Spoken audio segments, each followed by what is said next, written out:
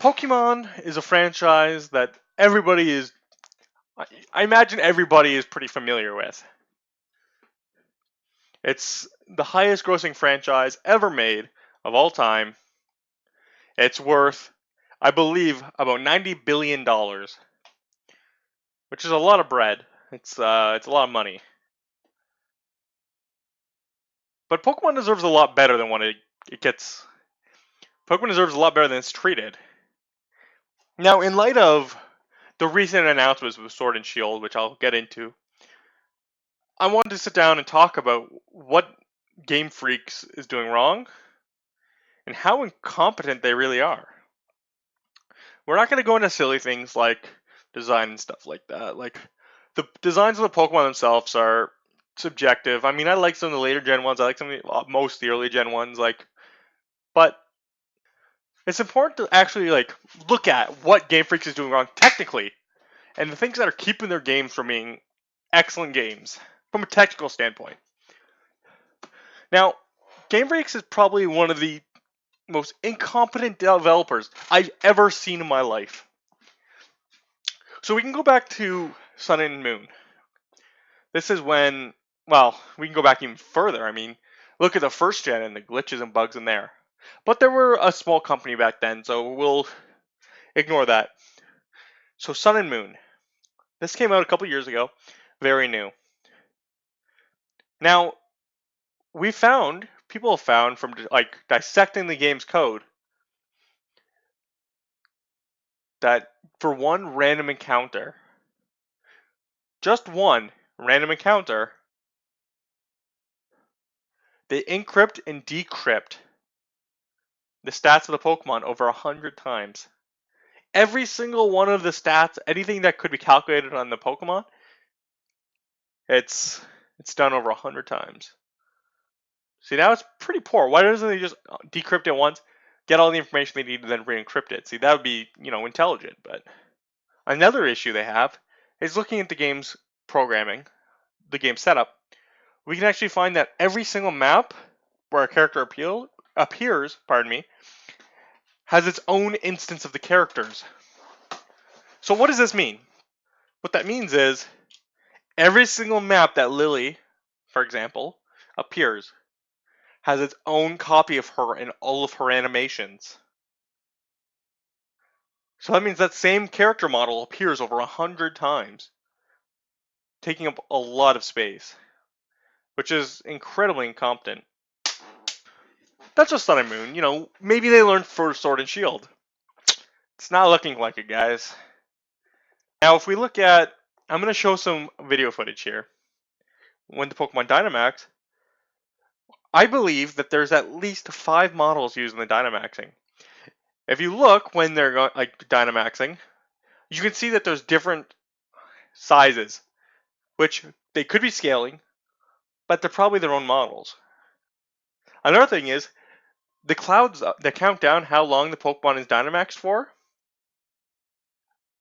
and it starts at 3 counts down, those are attached to the model as well, which means there's at least 3 models right there, along with the overworld models being different than the in-game battle models. So that means they have at least 5, bare minimum 5 copies of every Pokemon. That's if they scale up the Dynamaxing, which it doesn't look like they do. Another thing is here. I'll show you guys this clip. These Wingles aren't even flapping their wings. They're just soaring around, taking 90 degrees, which isn't how Pokemon fly, or not how birds fly. You can say they're gliding, but how are they gliding and turning on a 90-degree angle? It just doesn't add up. Now,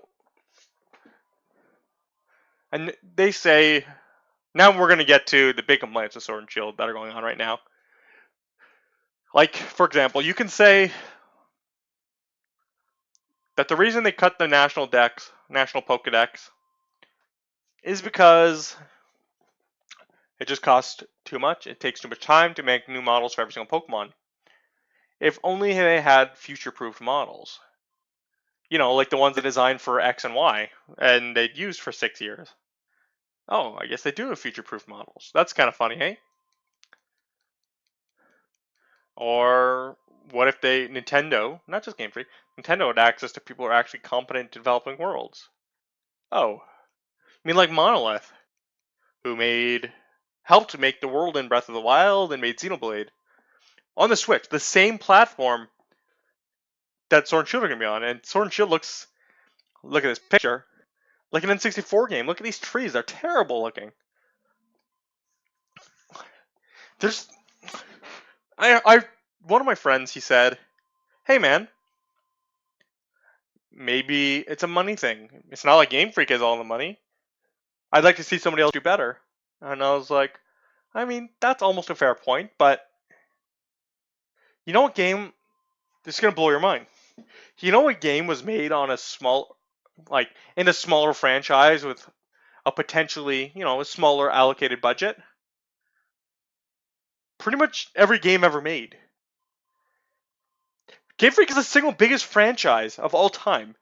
Nintendo could put any amount of money into the game. They could have the perfect game. Yeah, Game Freak already has 100. Last I checked, 110 or so employees. But guess what? Have the world designed by Monolith. Have this studio do that. Have this world studio do that. They have so much money and so much resources at their disposal. There is no reason that the birds aren't flapping their wings. Aside from the Pokemon Company and Game Freaks just believing their people are too young to care or to understand. Which maybe is true. I mean, I am a 20-something-year-old man complaining about Pokemon, but it's part of my childhood, and I care about the franchise. So it's kind of painful to see what they've done with it. Well, I'll still be picking up the game. I'm part of the problem, but I wish Game Freak would clean up their act.